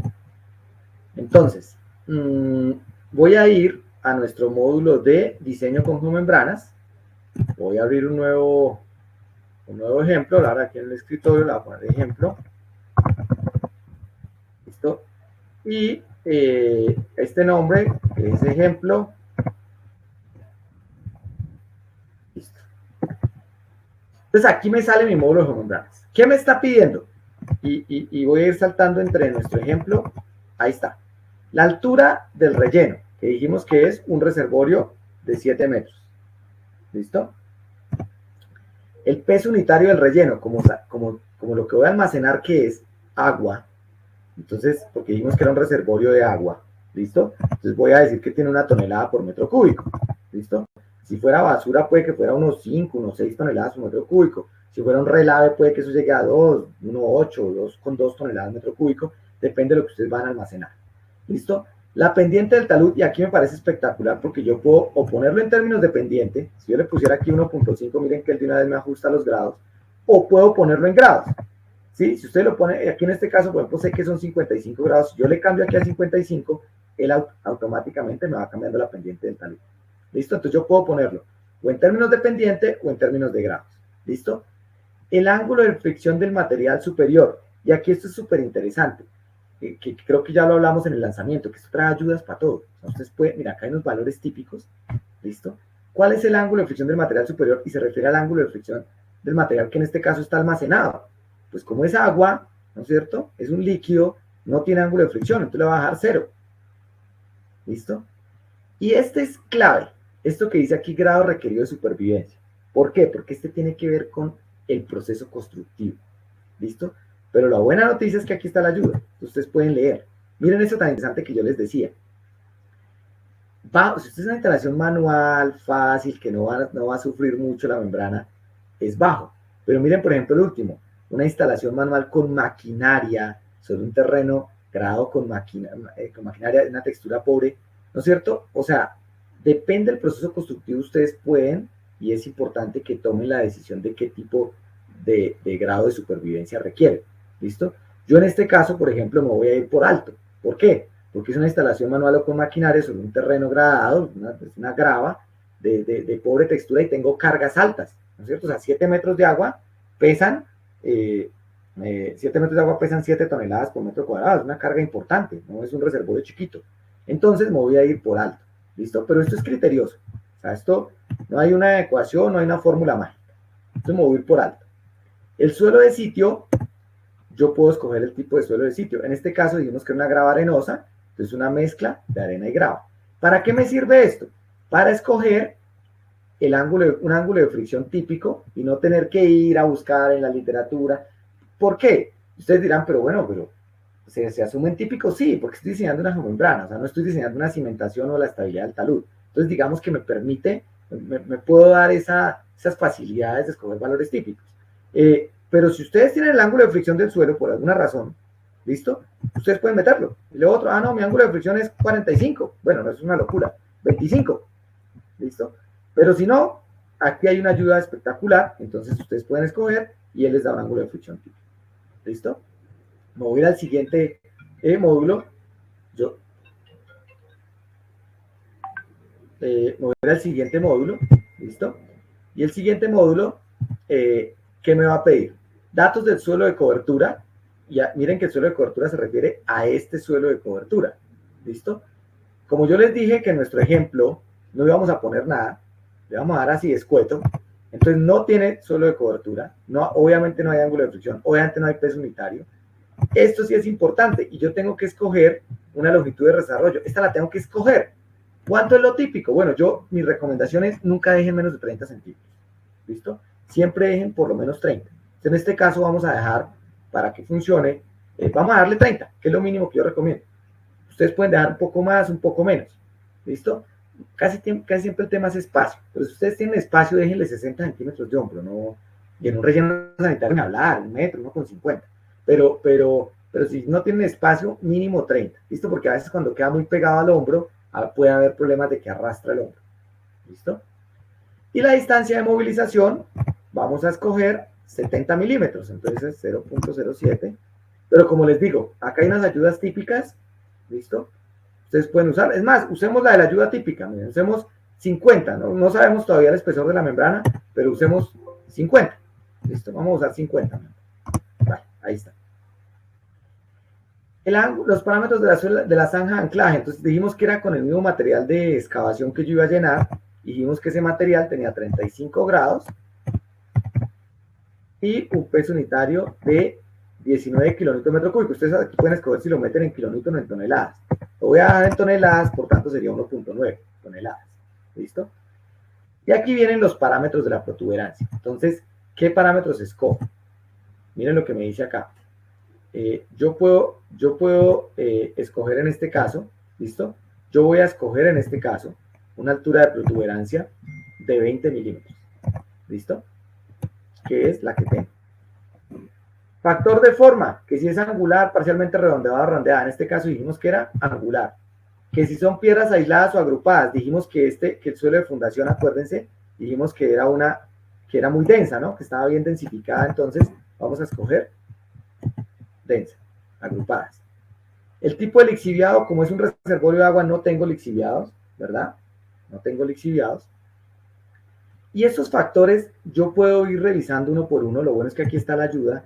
¿Qué debería utilizar? ¿Es angular? Ah, bueno, utilizo un factor de 1. ¿Listo? Densidad del relleno.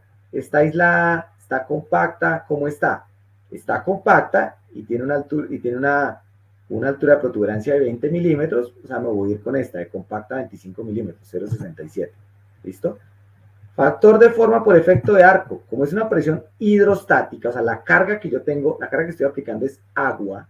Entonces es una carga hidrostática, entonces le dejo el valor de 1. ¿Listo? Fluencia. Bueno, yo le voy a colocar un geotextil de protección definitivamente. ¿Listo?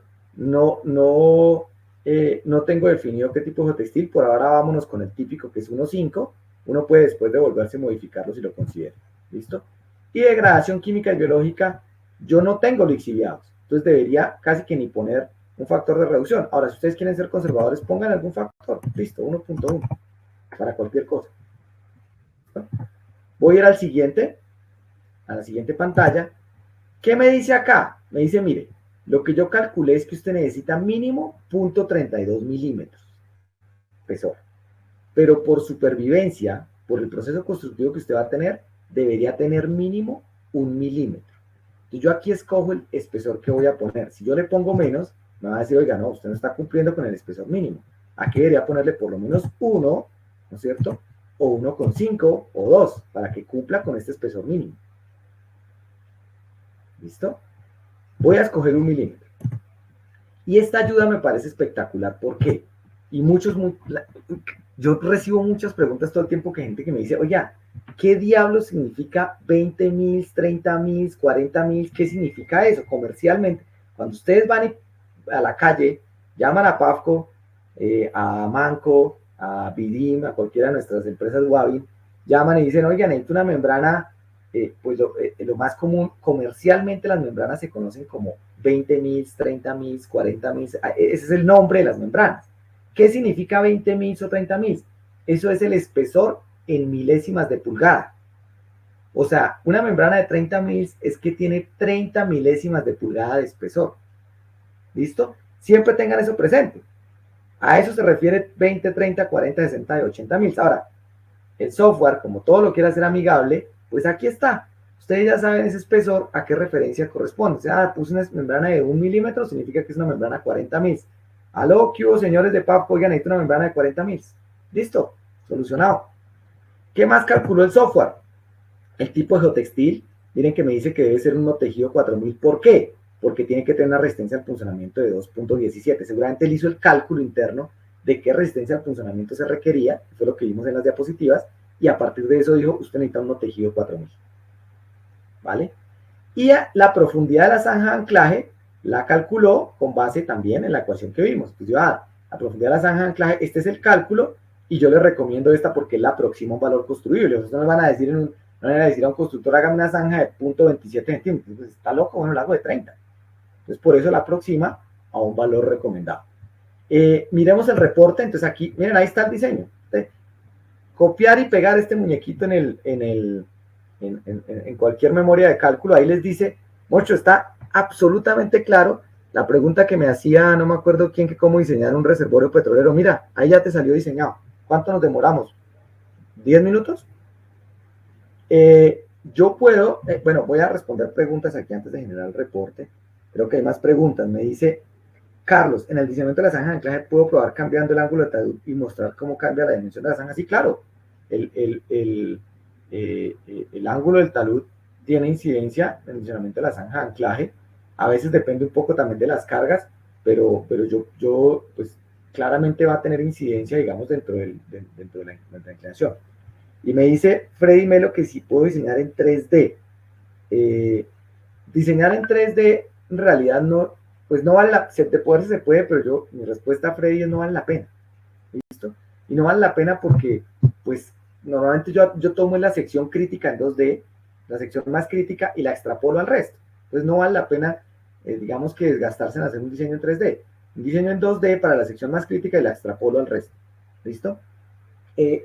Y que si puedo diseñar el reservorio para diseñar un reservorio irregular, ¿el software tiene esa opción? No, no porque digamos que es un poquito complejo en términos, habría que cargar una topografía. Mi recomendación es diseñarlo bajo la condición, una condición regular que se aproxime, ¿listo? La más crítica, y utilizar los factores de seguridad altos, ¿listo? O sea, estos son los factores de seguridad que no esté sobrado, ¿listo? Aquí puedo generar un reporte. Voy a generarlo aquí, reporte, que le sirve para sus memorias de cálculo. Está eso. Ay, ¿qué pasó? Ah, ya ahí está. Ahí está, pero a mí no me aparece. Ah, ya aquí está. Ese reporte, que le sirve para sus memorias de cálculo, ahí está, miren. Espectacular. Aquí sale todo, salen los cálculos que se hicieron, el detalle, los parámetros calculados y a lo que llegaron. Adjuntar a mi memoria de cálculo y listo. He hecho el diseño con membrana de cualquier tipo de aplicación. Bueno, voy a regresar, voy a dejar de compartir pantalla y regresamos a nuestra presentación. No sé, bueno, regreso a mi presentación. Ya. No sé si haya preguntas hasta acá, dudas, porque me gustaría hablarles ya un poquito para rematar del proceso constructivo. Voy a verificar. Aquí que Carolina Álvarez muy amablemente me las está enviando al celular, porque como no puedo estar viendo el chat todo el tiempo allá. Se puede adicionar el espesor de membrana de 2.5 milímetros. En este momento no está, y la razón, Carlos, es que pues comercialmente no es tan común la membrana de 2.5 milímetros. De todas formas, te agradezco el comentario. Nosotros, ¿qué queremos hacer con este software? Estar haciendo actualizaciones constantes. Algo así como cuando a ustedes en el celular les llega que hay una actualización del software, que se hicieron cambios pequeños, etcétera. No se les haga extraño que el software va a tener cambios constantes en la medida en que vamos sacando nuevos productos, nuevos desarrollos, cambian las metodologías de diseño, etcétera. Te agradezco. Vamos a evaluar con el equipo de ingeniería la posibilidad de incluir el espesor de 2.5 milímetros. No es común, digamos que es un espesor que no es muy comercial, pero te extiendo la invitación. Si quieres hacer un diseño, lo que podemos hacer es que te podemos compartir algunas hojas de cálculo, qué sé yo, para que lo desarrollemos, o te ayudamos con el diseño ya de manera manual, ¿no es cierto?, de cálculo, para ese caso especial que tienes de 2.5 milímetros. ¿Listo? Bueno, el proceso constructivo de las membranas es clave. O sea, el diseño puede quedar muy bien hecho, pero si el proceso constructivo se hace mal, aquí sí no hacemos es nada. El proceso constructivo es fundamental. Y parte de una cosa, de que esto no lo hace cualquiera. Este es el primer concepto del proceso constructivo. Esto no lo hace cualquiera. ¿Y a qué me refiero con esto? A que no es que hay un contratista experto en hacer escuelas y le tocó hacer el reservorio del frente de la escuela y va y compra la membrana y la instala. Entonces, para esto hay instaladores especializados. Acuérdense de eso. ¿Listo? Hay gente especialista en instalar membrana. ¿Por qué? Porque tienen los equipos, tienen el expertise, el know-how, la experiencia de cómo instalar membrana y que quede perfectamente hermética. Porque alguien me preguntó al principio, ¿y cómo hago para que los rollos queden unidos el uno al otro? Tiene que quedar hermético y para eso se utilizan los equipos especiales. ¿Listo? Entonces casi siempre hay que llamar a unos personajes que son expertos en instalación y ellos le cotizan a uno instalar esas membranas. ¿Listo?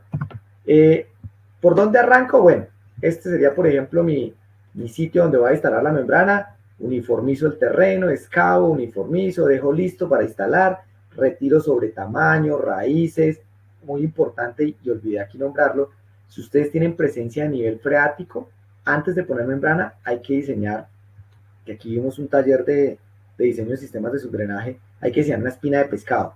O sea, aquí, por ejemplo, habría que tener una espina de pescado si esto tuviera nivel freático, ¿no? ¿Por qué? Porque si no, después viene el nivel freático, empuja la membrana hacia arriba y la membrana le salen ballenas, que llamamos, le quedan como unos globos metidos dentro del reservorio o lo que yo esté haciendo. Entonces, también para evacuar gas en caso de rellenos sanitarios, etc. Entonces yo coloco, yo hago la excavación, ¿listo? Y lo primero que hago es mis zanjas de anclaje. Ahí está, este es el LDR que calculamos ahorita y este es el DAT, ¿listo? Esas mis zanjas de anclaje, es lo primero que yo hago. Después vengo e instalo el geotextil, ¿no es cierto? El geotextil no tejido. Ese geotextil no tejido yo puedo dejarlo traslapado, o sea, esto no es estrictamente necesario lo que está haciendo aquí el señor. De hecho, esto me parece mucho. Mis opciones serían, 1, traslapo. ¿Cuánto es el traslapo? Por ahí 30 centímetros. Estamos hablando del geotextil no tejido, acuérdense, el de protección. Entonces déjenle un traslapo. La opción 2 es coserlo, que lo pueden hacer con una máquina. Eso es una maquinita facilísima en obra, la lleva uno, cose eso rapidísimo para ahorrarse el traslapo. No sé si valga la pena, la verdad, yo creo que el traslapo es lo más simple. O coserlo manualmente, como está haciendo el señor, con una aguja, lo va cosiendo para dejarlo. Depende de lo que ustedes tengan en obra, depende cómo lo quieran hacer. Mi recomendación la mayoría de veces es traslapen en la textililla. ¿Listo? Y después viene la instalación de la membrana, que es muy importante. La membrana viene en rollos, que normalmente, comercialmente, la mayoría de rollos son de 7 metros de ancho. Son rollos muy grandes, o sea, pueden tener 7 metros de ancho, por decir algo, por 200 metros.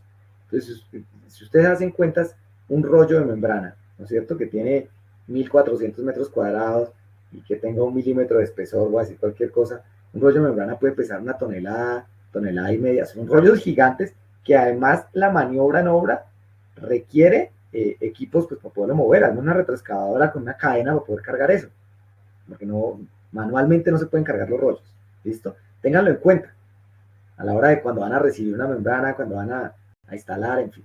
Entonces, yo tengo membrana, ¿no es cierto?, que vienen rollos normalmente muy grandes, 7 metros de ancho, y la forma, bueno, yo esa membrana la meto dentro de la zanja de anclaje, fíjense, ahí estoy haciendo el proceso, ya coloqué el geotextil, luego coloco la membrana dentro de esa zanja de anclaje, ¿no es cierto? Relleno la zanja para garantizar que la membrana me quede anclada. Fíjense que la membrana queda suelta, lo que les decía, no es buen instalador que la deja tensionada, lisa, no, está bien que la membrana quede medianamente suelta, eso está bien, no está mal, es un procedimiento bueno, ¿listo? Y aquí viene la primera parte, y es que yo uno una membrana a la otra con un equipo especial que se llama de cuña caliente, y es ese equipo que ustedes ven ahí, y el señor básicamente lo que va haciendo es avanzar con este equipo, ¿listo? Y ese equipo lo que tiene es unas cuñas calientes, ¿listo? Que al calientan, voy a decirlo muy coloquialmente, es como si yo calentara la membrana, la derritiera un poquito y la pegara una contra la otra. Y en la práctica eso es lo que hace, o sea, con calor estoy derritiendo un poco la membrana y la estoy pegando la una a la otra. Esto hace un doble sello, o sea, esto sella, si ustedes se dan cuenta que hay como 2 caminitos, sella aquí y sella aquí. ¿Por qué se hace eso? Les voy a explicar. Supongan que ustedes aquí tienen una membrana y aquí van a poner la otra. ¿Listo? Entonces ustedes hacen un sello aquí, queda esto levantado, y otro sello aquí y aquí en la otra membrana. Esto es importante porque esto me permite verificar si los sellos quedaron bien hechos. ¿Cómo así? Cuando el señor termina de sellar todo el... Estoy tratando de cambiar el color y no me deja. Cuando el señor termina de instalar la membrana, ¿listo? Ya terminó y todo me quedó así, sellado doble vez, en un lado y en otro. Entonces vienen y hacen unas pruebas que se llaman de inspección de la junta, para ver si eso sí quedó hermético. Entonces meten aquí una aguja, ¿listo? Y le meten aire a presión y miden la presión del aire. ¿Listo? Con un equipo especial. Yo meto una aguja e inyecto aire a presión. Y luego mido que esa presión del aire se conserve durante un tiempo determinado. O sea, la prueba dice, ustedes van y leen la norma, dice exactamente cuánto tiempo, qué presión debería mantenerse, qué pérdidas debería haber, etc. Lo cierto es que si ustedes inyectan aire y se pierde la presión, pues significa que hay una fuga. Ya, eso es todo el misterio. Entonces, si ustedes inyectan aire a presión y luego y se cae la presión, pasa lo mismo que en una llanta. Oiga, esa vaina se está saliendo. Entonces, hay una fuga. ¿Qué hay que hacer? Póngase a revisar. Antiguamente se hacía manualmente, ¿no? Entonces, como en una llanta, le tocaba ir echando agua por toda la junta, ir de así despacito viendo a ver dónde encontraba la salida, la fuga, y sellar ahí, arreglar. Hoy en día ya hay equipos espectaculares. El otro día hablaba con un conocido experto instalador de membrana, entonces me mostraba que tiene un equipo que tiene como una, funciona, digamos, que va generando como una resistencia eléctrica. Entonces pasa por encima de la junta andando, como quien va manejando un carrito, y pum, el equipo le detecta dónde está la fuga. ¿Listo? ¿Qué tienen que hacer? Arreglar la fuga. ¿Listo? Esa es la razón por la que este sello se hace doble. ¿Listo? También lo puedo hacer en condición horizontal, o sea, en condición horizontal también puedo instalar membrana, ¿no es cierto? Eso es puro manejo del equipo. Hay otro equipo, ¿no es cierto?, que se llama una extrusora manual, que esta sí es un equipo chiquito, que es como si fuera una pistola de aire caliente.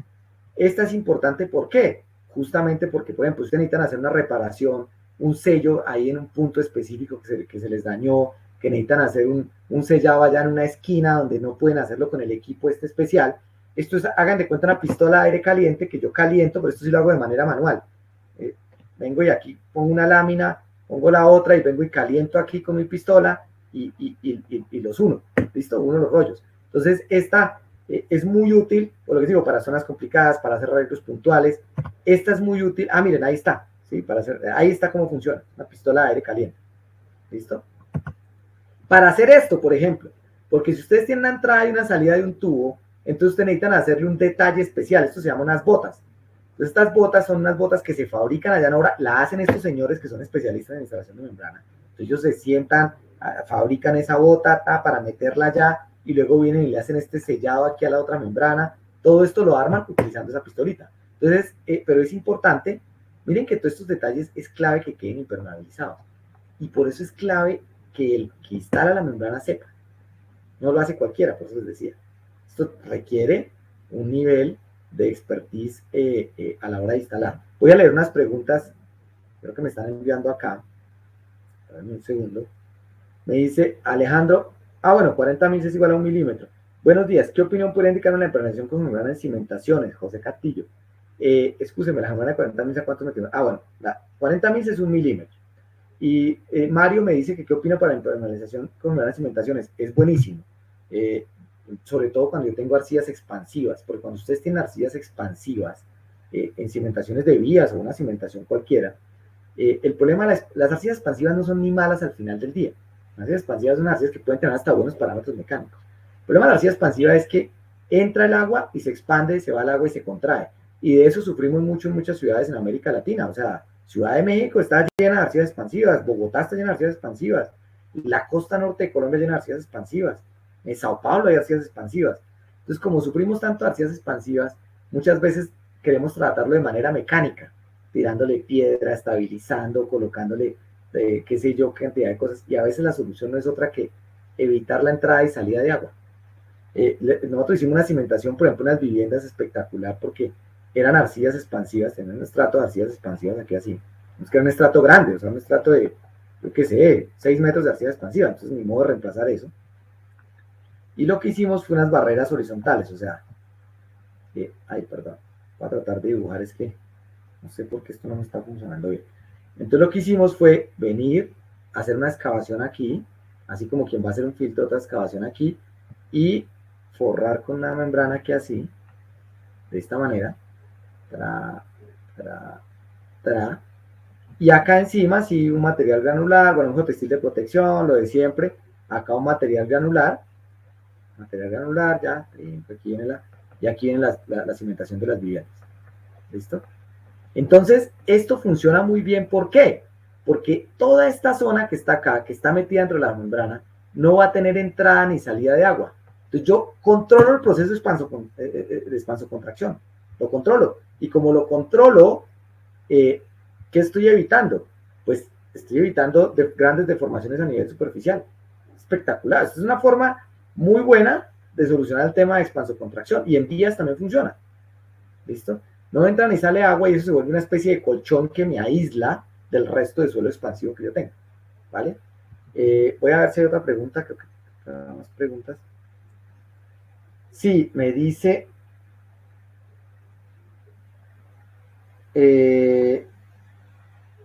sí, Carlos me dice la presentación funciona con material. Sí, claro. Digamos que la extrusión, como se llama extrusora, porque justamente va agarrando un cordoncito de polietileno también y lo va derritiendo y lo va volviendo como un pegante, por decirlo de alguna manera. Es como cuando uno aplica silicona, ¿sí? Lo que es parecido, ¿no? Porque yo estoy agarrando un material duro y lo estoy derritiendo porque me ayuda a pegar. Son detalles del proceso constructivo que tienen muy claro la gente que trabaja con membrana. Acá está, miren, entonces todos estos detalles son importantes, ¿no? Cuando yo estoy trabajando con membranas. ¿Qué ventajas tienen las geomembranas respecto de otros sistemas? Con otros sistemas, ¿a cuáles me refiero? Por ejemplo, capas de arcilla. Las capas de arcilla, extenderlas y compactarlas lleva mucho tiempo. La geomembrana, a ver, un instalador que tenga pista puede instalar, yo no sé, 4.000 metros cuadrados en un día. O sea, el rendimiento de esta vaina es altísimo. ¿Listo? 30% de ahorro, claro, pues es mucho más fácil instalar una membrana que van a extender y compactar arcilla, ¿no es cierto? Hay otros sistemas también, pero son costosos. La membrana sí claramente es de los sistemas de impermeabilización tal vez el más económico.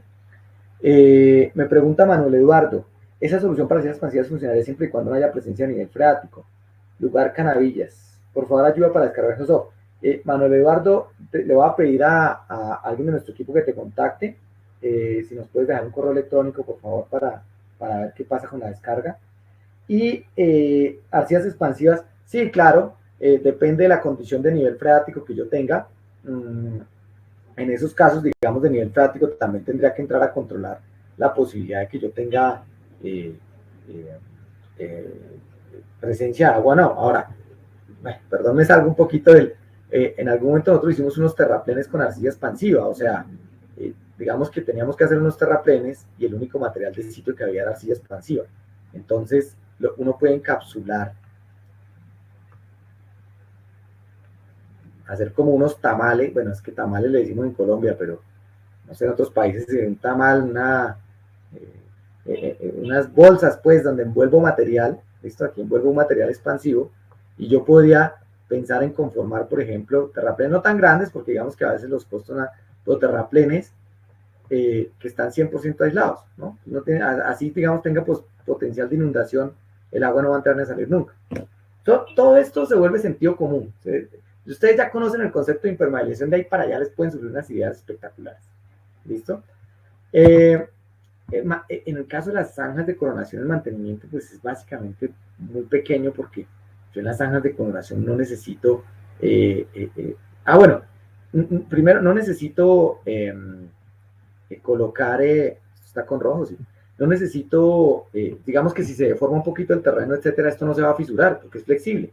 Algo importante y que olvidé decírselo es que en esta aplicación, en zanjas de membrana, no es necesaria el sellado de las juntas. O sea, ustedes no tienen que llevar a un señor experto en sellado con equipos a que se suba ya a sellarlas. ¿Por qué? Porque acá no es grave que, digamos que aquí, visto en perfil, aquí viene la cuneta, visto que viene bajando, y el traslapo normalmente se deja para que quede, perdón, esto lo hice al revés, para que quede la de encima, con unas tejas, la de encima entrega a la de abajo el agua. Aquí viene la otra membrana, entonces le entrega la de abajo, el agua va a escurrir aquí por encima, el agua escurre, así, entonces no es crítico el tema de impermeabilización, no es necesario que esto me quede sellado perfectamente. Ahora, si se escapa una gota, dos de agua, no pasa nada, es agua lluvia, no es... Aquí lo que estoy buscando es al máximo evitar la infiltración, pero que si se filtran una o dos gotas, eso no tiene un problema ambiental ni nada. Entonces aquí sí no es necesario esta tarea. Listo, de sellar cuando hago este tipo de zanjas. Es un elemento flexible, lo que les decía, eso le garantiza una durabilidad en el largo plazo. Por eso la geomembrana, digamos que es una solución que brinda muchas alternativas cuando estoy trabajando este tipo de soluciones. Para rematar, los quiero invitar a que visiten nuestra página web, a que nos sigan en nuestras redes sociales y a que descarguen el software, por supuesto, el software y el manual. La otra semana, atentos porque vamos a tener más talleres de diseño. Si no estoy mal, está pendiente el de diseño de taludes y canales. Y si no estoy mal, está pendiente el de diseño de refuerzo de pavimentos con geomallas biaxiales construidas. No recuerdo si hay otro. Si es así, bueno, para que estén atentos a la programación. Los que no los puedan ver por su agenda o no hayan podido ver algunos anteriores, recuerden que en www.geosoftpaco.com van a poder verlos de nuevo, quedan colgados en YouTube para que los vean en cualquier momento con más calma. Y voy a revisar si hay alguna otra pregunta. Es más, me voy a ir aquí al chat. ¿Dónde está eso? Voy a ver si hay alguna otra pregunta. Creo que no. Estoy revisando el chat. No hay más preguntas. Va a haber certificado. Bueno, eso lo estaremos notificando. No sé cómo ha sido la asistencia. Claudia. Bueno, aquí sí hay más preguntas. Claudia me pregunta, buen día, como por ejemplo para una zona que no necesito 7 metros de ancho, lo de la membrana bien rollo de menor ancho se debe cortar. Se corta, pero cortarlo es muy fácil. Es súper sencillo, Claudia, no, cortarlo no tiene ningún misterio, es absolutamente fácil realizar el corte de este tipo de soluciones, no es nada complejo. Bueno, o sea, se cortan ahora, lo que tú necesites se modula. Incluso hay gente, hay instaladores especializados que te venden el pedazo ya del tamaño que tú necesitas. Digamos que si llamas a unos instaladores pequeños, qué sé yo, ellos tienen membrana cortada y te venden el pedazo que necesitas. Bueno, creo que eso responde a la otra pregunta. José, excelente presentación de recursos. Muchas gracias, José. Si no hay más preguntas, gracias de verdad. Nuevamente, el sol daña la membrana, pero la membrana sí tiene una durabilidad superior a los 15, 20 años expuesta. O sea, la membrana no se degrada rápidamente como pasa por ejemplo con los textiles. El peso máximo depende de la presentación, Carlos, pero pues la membrana, el peso del polietileno está alrededor de 1 tonelada por metro cúbico, para que saquen cuentas. Entonces, si el espesor es de 1 milímetro, el metro cuadrado más o menos va a pesar 1 kilo. ¿Listo? Si viene un rollo de 1000 metros cuadrados, pues 1 tonelada. ¿Listo? Los instaladores, bueno, donde se capacitan ya, yo pues hay cursos especializados en el IGS, hay cursos, digamos que la mayoría han venido aprendiendo empíricamente, pero hay cursos especializados sobre todo de fabricantes de geomembrana a nivel global que tienen que ver con la instalación, pero si quieren eso lo podemos hablar, nos escribe José y lo hablamos ya más al detalle. ¿En qué caso se utiliza membrana baja densidad? La última pregunta, se utiliza donde yo necesito, donde tengo por ejemplo esquinas a 90 grados o zonas muy complejas, donde necesito darle ángulos muy pronunciados y que la membrana de alta densidad, al ser tan rígida, se puede partir, se puede fisurar. ¿Listo? Les agradezco de verdad a todos. Muchas gracias. El resto de preguntas las estaremos respondiendo por chat o por correo electrónico. Tienen mi celular, me pueden escribir al WhatsApp, al correo electrónico. Muchas gracias de verdad por conectarse. Les deseo un feliz día a todos, un feliz fin de semana, ¿vale? Que estén muy bien. Chao, chao.